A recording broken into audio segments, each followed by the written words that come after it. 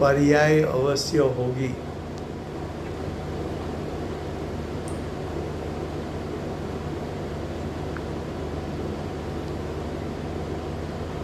तो कर्ता कर्म संबंध कहाँ है? तो कि द्रव्य पर्याय के बीच में होता है।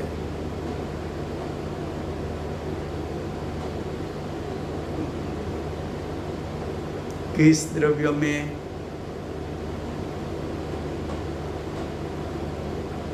जाति अपेक्षा के 6 द्रव्यों में, संख्या अपेक्षा के अनंत आनंद द्रव्यों में।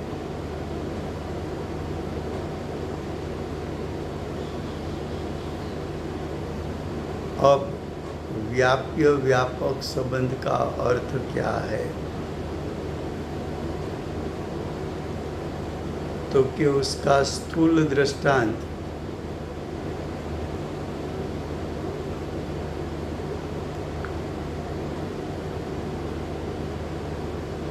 जेवर में पूरे भाग में सोनी व्याप्ता है कि सोना व्याप्ता है?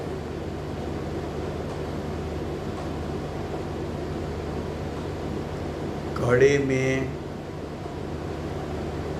कुंभार व्याप्ता है कि मिट्टी व्याप्ती है?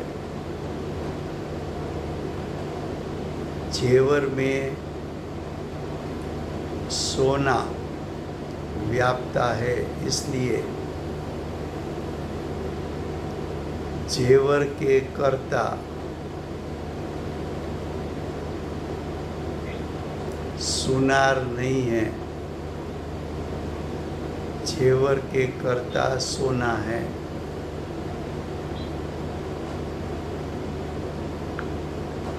क्या कहा? दूसरा, घड़ा में मिट्टी व्यापी है, कुंभार व्यापा नहीं है। तो मिट्टी और घड़ा के बीच में व्याप्य व्यापक संबंध होने के कारण मिट्टी कर्ता, घड़ा कर्म। जेवर में सोना व्यापा है, इसलिए सोना कर्ता, जेवर उसका कर्म। सुनार जेवर का कर्ता नहीं है।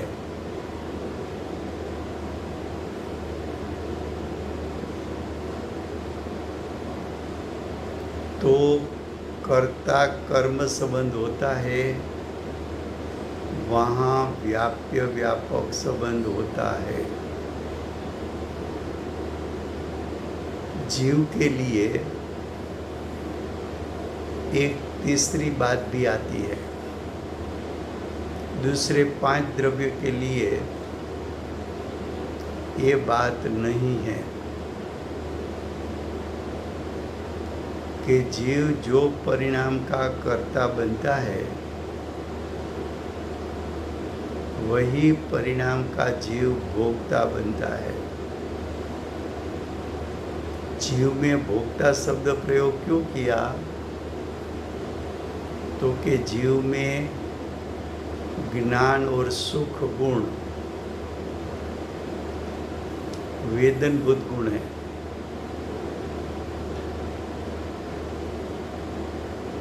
और वेदनभूत गुण होने के कारण जीव के विभाव रूप परिणाम हो के स्वभाव रूप परिणाम हो, वो परिणाम का वेदन है। विभाव रूप परिणाम हो तो आकुलता का वेदन, स्वभाव रूप परिणाम हो तो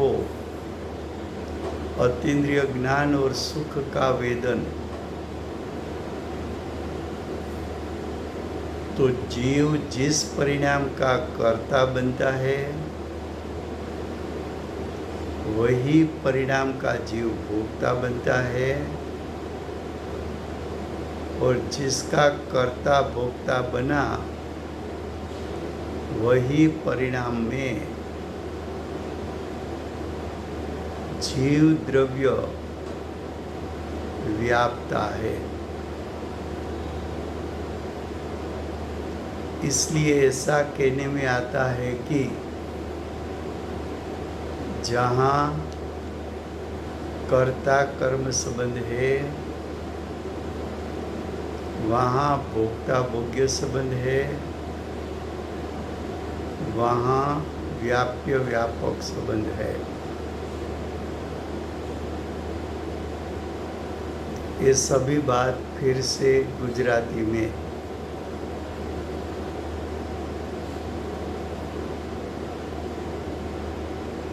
बीजो अधिकार कर्ता कर्म अधिकार चाले छे। कर्ता कर्म अधिकार में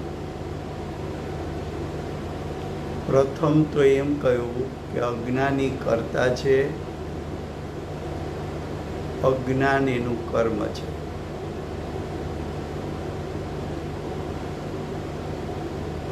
अज्ञानी कर्ता छे, मोह राग द्वेष विभाव रूप परिणाम एनु कर्म छे।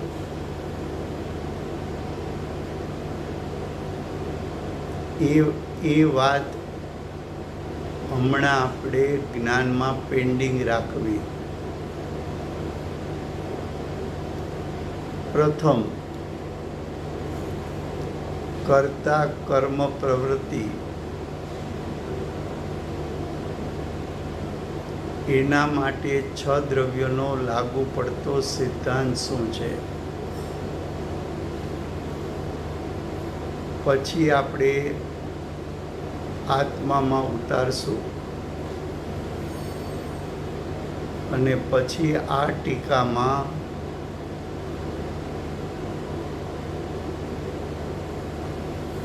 शुं कहेवा मागे छे ए वातनी चर्चा त्यार पछी करशुं। प्रथम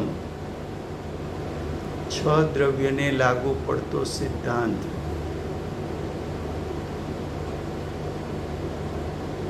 दरेक द्रव्य पोताना परिणामનું કર્તા છે।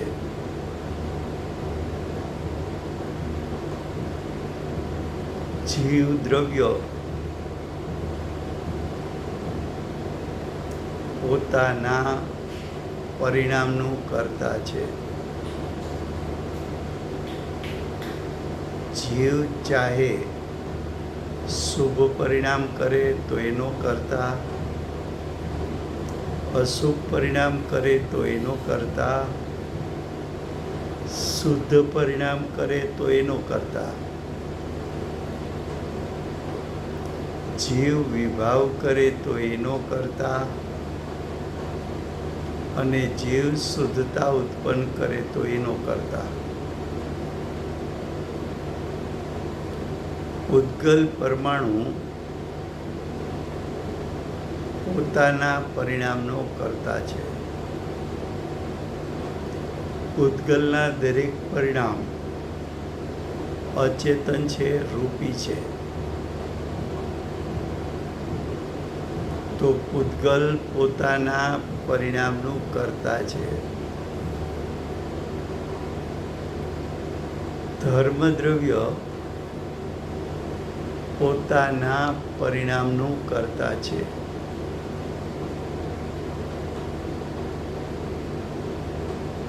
અધર્મદ્રવ્ય પોતાના પરિણામનું કર્તા છે।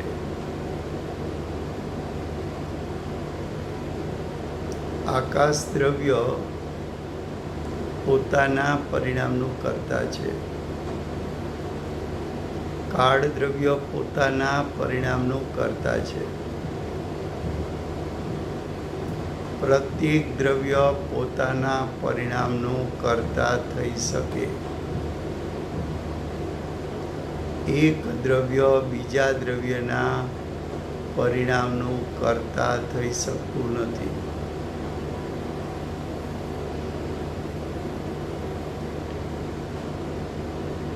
ચેતન દ્રવ્ય અચેતન દ્રવ્યનું પરિણામનું કર્તા થઈ શકતું નથી. અચેતન દ્રવ્યો ચેતન દ્રવ્યના પરિણામનું કર્તા થઈ શકતું નથી.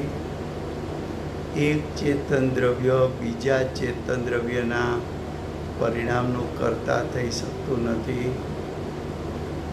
એક અચેતન એવું પૂતગલ પરમાણુ પોતાના પરિણામનું કર્તા થઈ શકે, પણ અન્ય પરમાણુના પરિણામનું કર્તા થઈ શકતું નથી.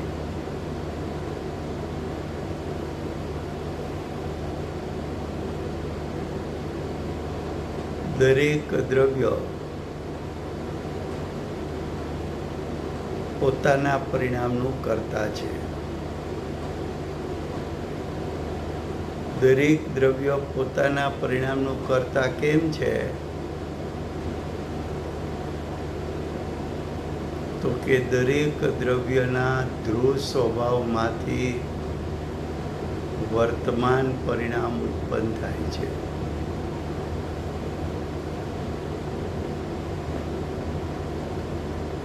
માટે દ્રવ્ય પોતે જ પોતાના ધ્રુવ સ્વભાવમાંથી પ્રત્યેક સમયે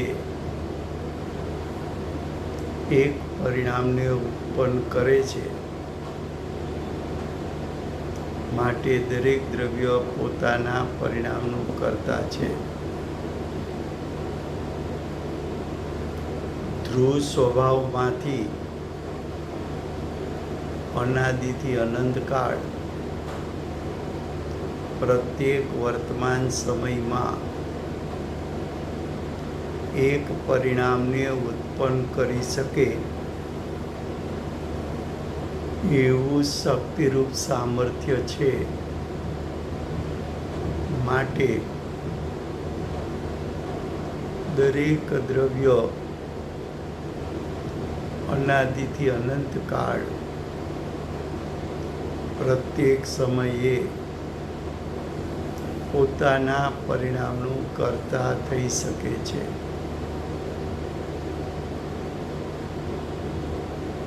આ પરિણામ ઉત્પન્ન ક્યાં થાય છે? દરેક દ્રવ્યનું પરિણામ તે દ્રવ્યના સર્વ ક્ષેત્રમાંથી ઉત્પન્ન થાય છે.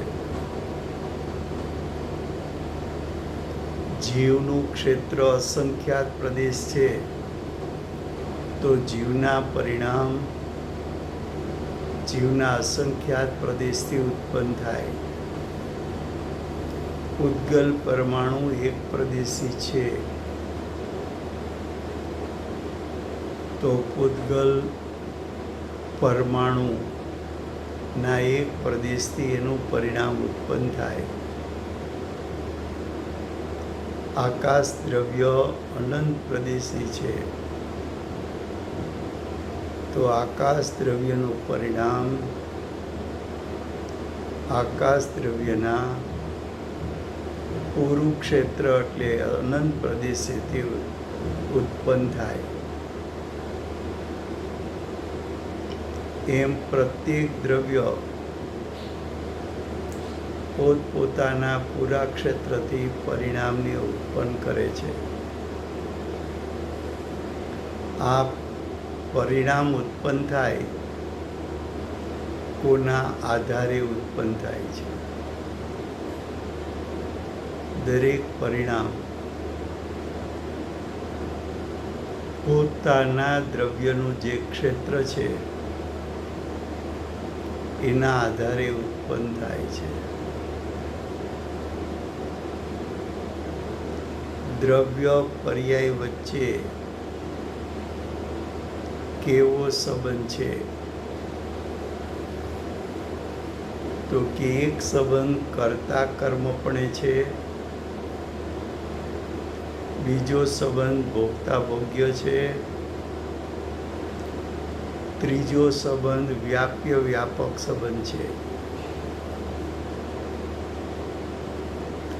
દ્રવ્ય પર્યાય વચ્ચે 3 પ્રકારના સંબંધ હોય છે: કર્તા કર્મ સંબંધ, ભોગતા ભોગ્ય સંબંધ, વ્યાપ્ય વ્યાપક સંબંધ.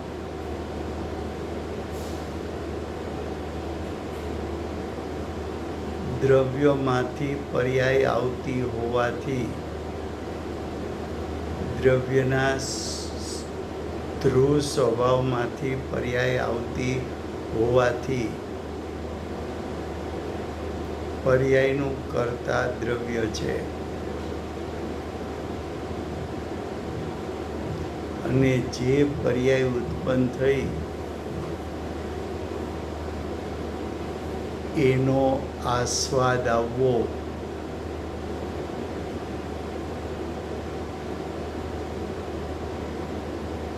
એને ભોગતા ભોગ્યપણું કહેવામાં આવે છે.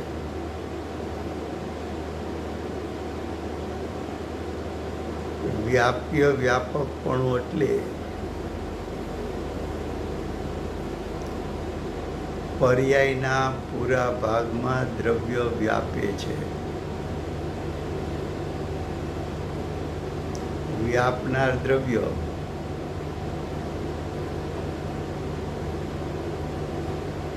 તો દ્રવ્ય પર્યાય વચ્ચે વ્યાપ્ય વ્યાપક સંબંધ છે.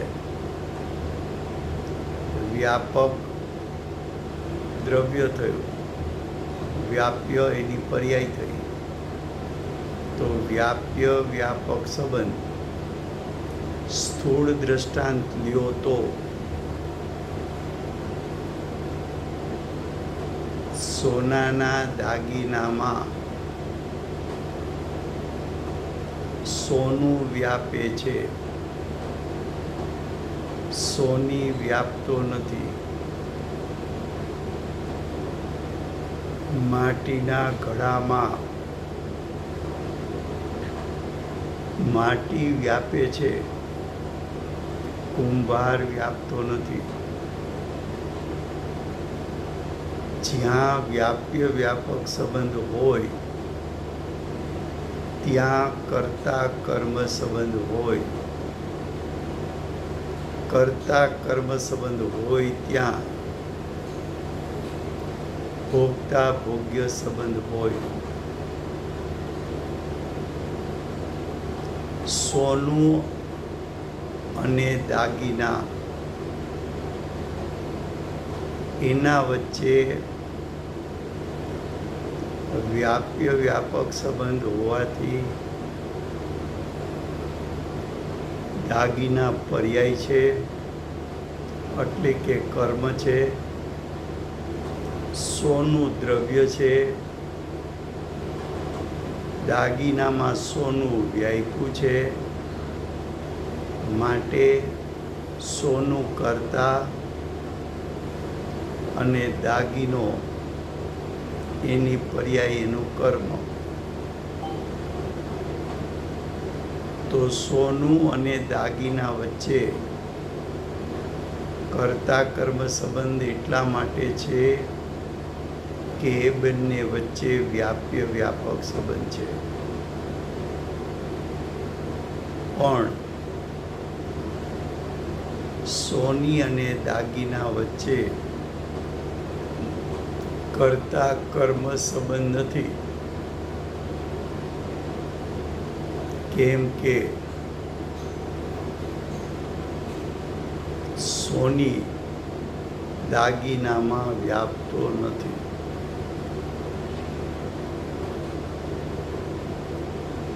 માટે જ્યાં વ્યાપ્ય વ્યાપક સંબંધ છે ત્યાં જ કર્તા કર્મ સંબંધ છે, ત્યાં જ ભોગતા ભોગ્ય સંબંધ છે. આ 6 દ્રવ્યને લાગુ પડતો સિદ્ધાંત છે.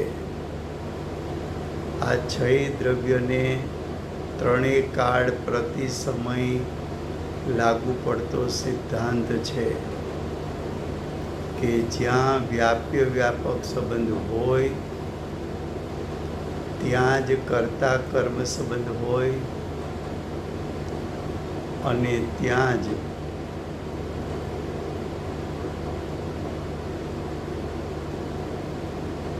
ભોગતા ભોગ્ય સંબંધ હોય. ભોગતા ભોગ્યપણું સામાન્યપણે જીવમાં જ લેવામાં આવે છે, કેમ કે જીવમાં જ્ઞાન અને સુખ ગુણ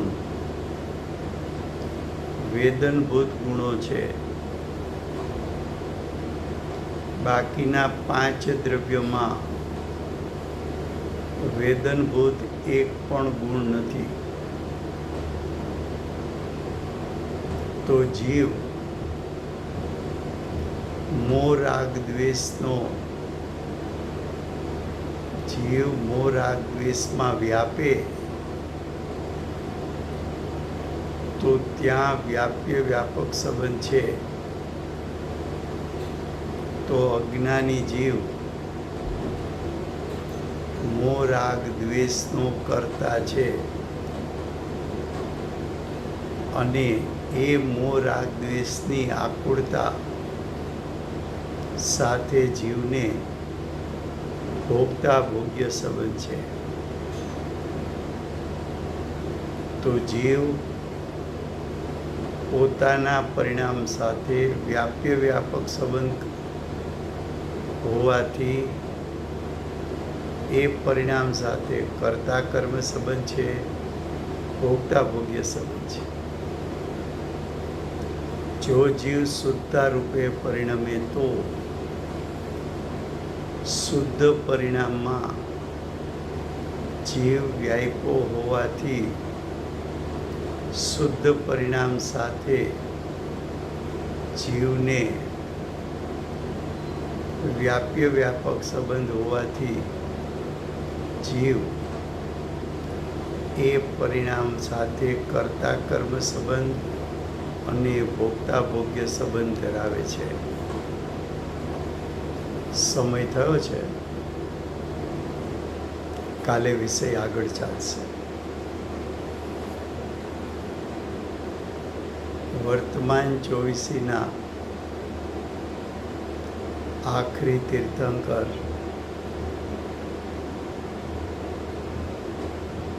બાલ બ્રહ્મચારી મહાવીર ભગવાનનો જય હો. મહાવિદ્ય ક્ષેત્રે બિરાજતા પ્રથમ તીર્થંકર ધર્મ ધુરંધર અનંત ચતુષ્ટયના ધારક દિવ્ય ધ્વનિના દાતાર શાસન ઉપકારી શ્રી શિવંદર ભગવાનનો જય હો. કળીકાળ સર્વજ્ઞ કેવળ જ્ઞાનની તળેટીમાં બેઠેલા મા સમર્થાચાર્ય ભગવત કુંકુંદાચાર્ય દેવનો જય. વર્તમાન કાળે જ્ઞાનીનું લક્ષણ બતાવનાર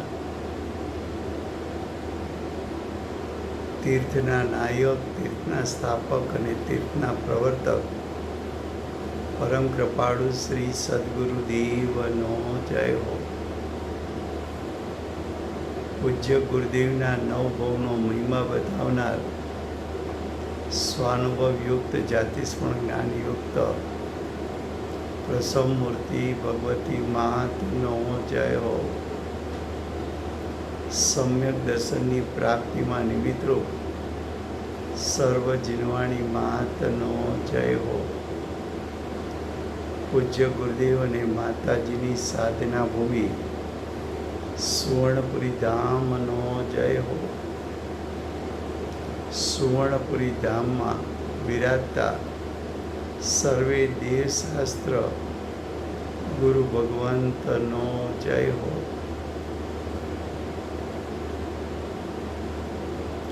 વર્તમાન ગુરુ અને ભવિષ્યના તીર્થંકર શ્રી સૂર્ય કીર્તિ ભગવાનનો જય હો.